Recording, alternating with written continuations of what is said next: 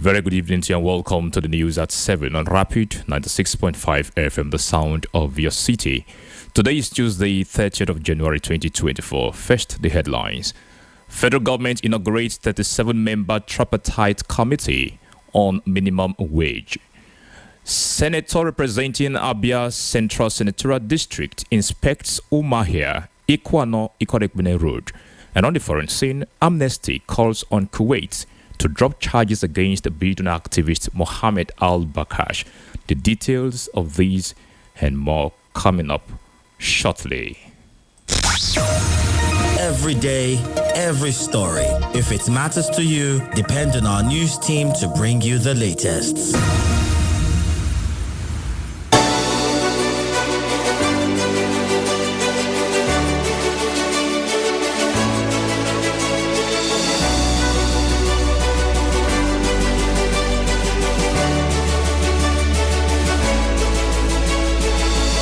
Welcome back to the news. Now the news in full. Federal government has inaugurated the 37-man tripartite committee on national minimum wage.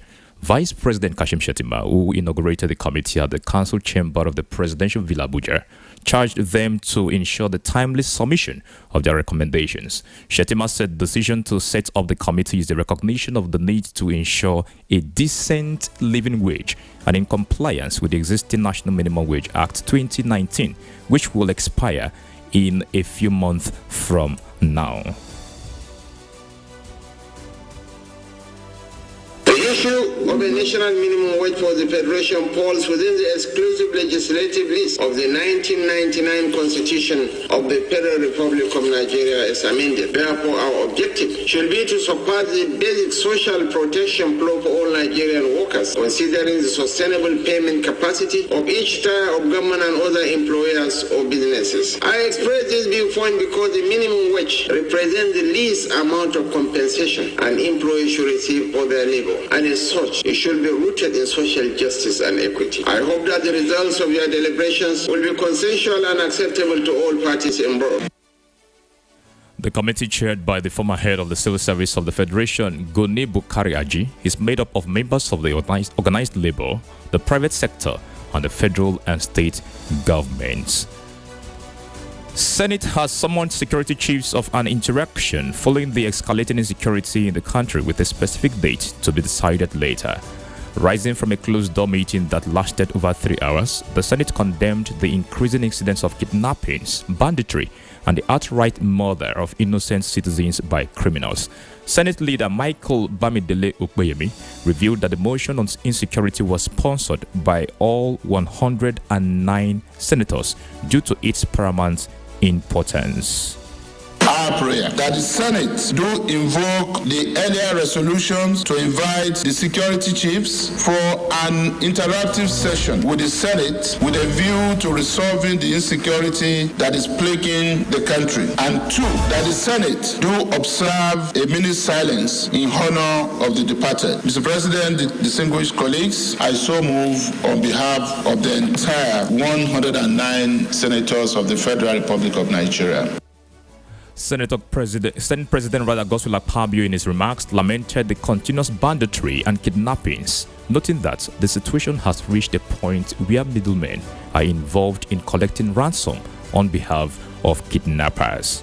The motion has been moved by the leader of the Senate on behalf of the 109 senators of the Federal Republic of Nigeria and seconded by the minority leader in respect of the security situation in the country, particularly kidnappings, murder, banditry, collection of ransom, and the fact that people have turned into a merchandise where middlemen are now collecting money from victims. Of course, finally, that the Senate should observe a minute silence in honor of the departed brothers and brethren and service personnel, as well as victims across the entire nation. Those who are in support of this motion are seconded, say aye. Those against say nay. The ayes have it. Following the insistence of the Joint Admissions and Matriculation Board to make use of the National Identity Number as prerequisite for the 2021 Unified Tertiary Matriculation Examination, parents and students have continued to lament that more hardship has been added to their registration predicament. Speaking with journalists, they are appealing to the JAMB to make the process smooth. Yes, since like 4 o'clock, and we came here yesterday. The network is very slow, so they should try and provide a better network for us. Maybe to register for it, but the jam is just this validation of my NIN that is being. So I think they should make it possible for us to do our NIN stuff. I should be able to get it immediately. All local government will be going around just for him to do his validation of NIN because of his jam process. And up till now, look at DQ everywhere. So nothing is working. Please, they should help us. There's a better way this process can be conducted. One of it is decentralization. Look at the influx of students from all over Lagos, even outside Lagos, Ogun State and their environs. They are all trooping to this place. I'm supposed to be in office, but over a week now, I've been skipping work due to ensure that my children get registered. Reacting to the complaints by applicants over difficulties to link NIN with phone number, the head, Corporate Communication, NIMSI, Kayode Adegoke, urged them to be patient with the process. All UTME candidates will be enrolled. And recently, she has increased the capacity of our enrollment centers to cope with the surging number of applicants. One of the things she has done is to increase the number of enrollment systems. We have sent a number of enrollment systems across all the enrollment systems in the Federation. Independent Media and Policy Initiative has organized a world press conference to appraise the current administration of President Bola Ahmed Tinubu since his ascension as the president after 8 months. The body analyzes the prevailing situation in the country over the last 8 months, in which the president took and deployed policies and related measures that are confronting the major socio-political, security and economic issues affecting the nation. Our correspondent, Irene Okechukwu, has more on this report. According to the chairman of the Independent Media and Policy Initiative, Chief Nii Akinsuji, the removal of fuel subsidy by President Bola Tinubu is commendable, as it has eliminated the lingering subsidy-related corruption perpetrated by the cartel of the subsidy regime, which marked a turning point in the Federation across and revenue generation for an enhanced budget performance. It is our considered opinion that the decision by the president to announce the removal of fuel subsidy is not only courageous but commendable. Most important, it was a measure to eliminate the long-standing subsidy-related corruption perpetrated by the cartel of the subsidy regime. From a policy impact point of view, the measure triggered the immediate positive outturn on premium motor spirits consumption and related revenue earnings compared to the pre-subsidy removal regime. He also raised concerns over food inflation and acknowledged the president's effort in stemming the tide of rising food prices and ensuring food security for the country. On transportation, we have reviewed the sequence of policy deployments in the aftermath of the fuel subsidy withdrawal and consider the measure taken by the president as reflective of compassion, insightfulness, and vision. Some of the measures taken to cushion the impact of fuel subsidy removal on Nigerians are the wage awards to workers and the commitment of federal government intervention in ameliorating the cost of transportation during season peaks period. A more profound measure in this regard is the activation of the long-dormant National Gas Master Plan, which effectively provides momentum for the commercial use of natural and liquefied gas.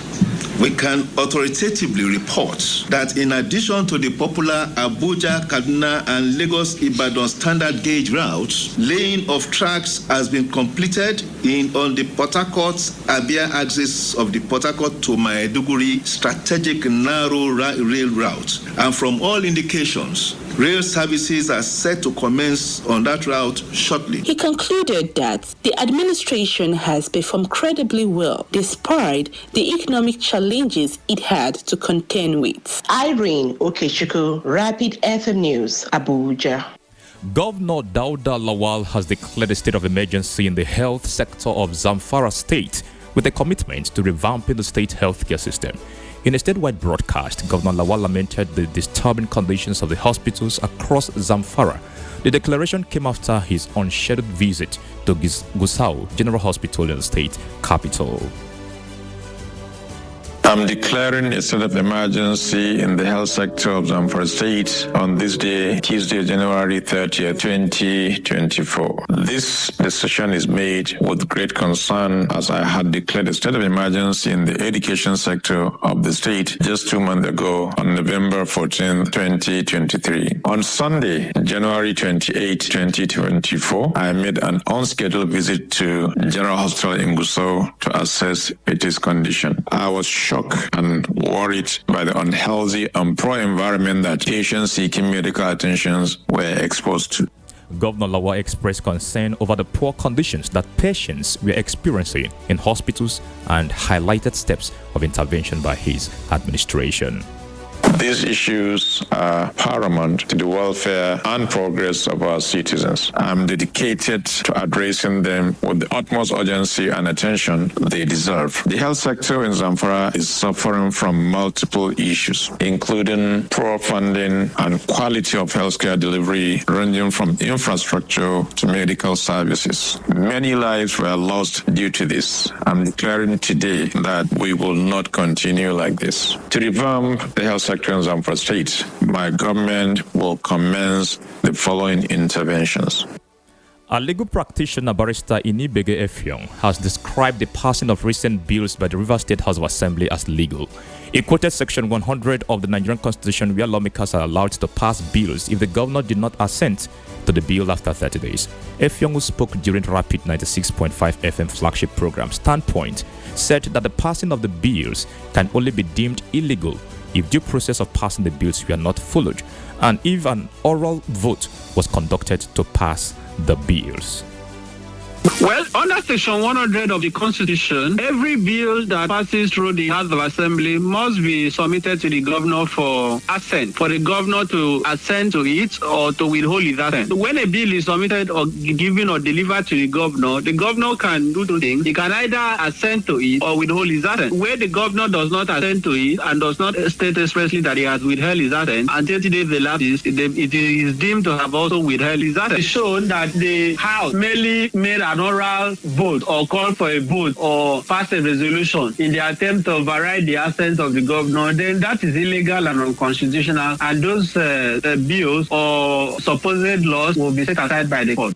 Senator representing Abia Central Senatorial District Augustine Akobundu has inspected the ongoing work at the Umahia Ikwano Ikorekune Road.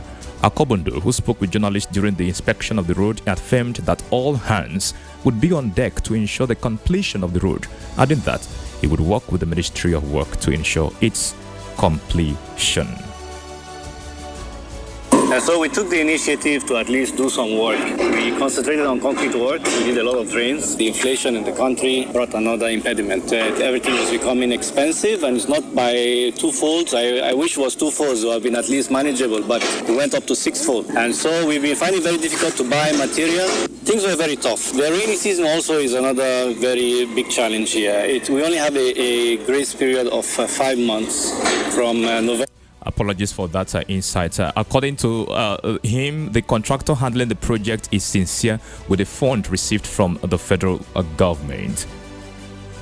Well, they just came back to site. I see seriousness, and the contractor has been sincere in the area of the funds received. He's also been sincere about his challenges. So there's some measure of transparency going on here. All we need to do is to make sure that he matches all that he has said with action in line with the funds provided. So for us, he won't be tired of seeing me here. I'll be here all the time. As part of my oversight, even though I'm not a member of Works Committee, but I have personal interest in this because of the sufferings of our people. Also speaking, the area manager of the company handling the project, Ishan Yassin, noted the current inflation in Nigeria is affecting the ongoing work. And so we took the initiative to at least do some work. We concentrated on concrete work. We did a lot of drains. The inflation in the country brought another impediment. Everything is becoming expensive, and it's not by two-folds. I wish it was two-folds. It would have been at least manageable, but we went up to six-fold. And so we've been finding it very difficult to buy material. Things were very tough. The rainy season also is another very big challenge here. We only have a grace period of 5 months from November till March. By April, you will find heavy rains, and it doesn't allow you work at all. Away from that, on the foreign scene, Amnesty International has called on Kuwaiti authorities to drop charges against Burundi activist Mohammed al-Bakhash, who is being prosecuted for speaking about the human rights of the Gulf state's stateless Burundi population. He was held in prison for more than 7 weeks and was then eventually released when a trial court acquitted him on 25th October 2023. The prosecution appealed and the appellate court is poised to issue its verdict tomorrow. He has previously faced prison time for participating in a peaceful demonstration for Burundi rights in 2022. The Burundi, numbering around 100,000 individuals, constitute a stateless population in Kuwait. The Kuwaiti government denies Burundi children access to free government schools attended by Kuwaiti children and does not provide health care to Burundi on equal terms with Kuwaiti nationals. In sports, Nigeria Football Federation says Stanley Nwabali may still be available for Nigeria's quarter-final duel with the Palancas Negras of Angola. The 27-year-old sustained a mild ligament injury during the Super Eagles quarter-final clash with Cameroon on Saturday. Nwabali will undergo another test on Wednesday to ascertain his fitness level ahead of the game with Angola. Nwabali has kept 3 clean sheets in 4 outings at the ongoing 2023 African Cup of Nations finals. Before we go, a recap of the top stories. Federal government inaugurates 37-member tripartite committee on minimum wage. Senator representing Abia Central Senatorial District inspects Umahia, Ikwano, Ikorekbene Road. Amnesty International calls on Kuwait to drop charges against Burundi activist Mohammed al-Bakhash. And that's the news at 7 on Rapid 96.5 FM. For news coverage and eyewitness reports, kindly send a message to our hotline on WhatsApp 0704-9220-965 or send an email to news@robnradiotv.com. This bulletin was packaged by Kingsley Onwuka. My name is Moses Ben. Thank you so much for your time. Good evening. Every day, every story. If it matters to you, depend on our news team to bring you the latest. Throwback Nigeria. Hi, how are you doing today? Life is a beautiful journey that's meant to be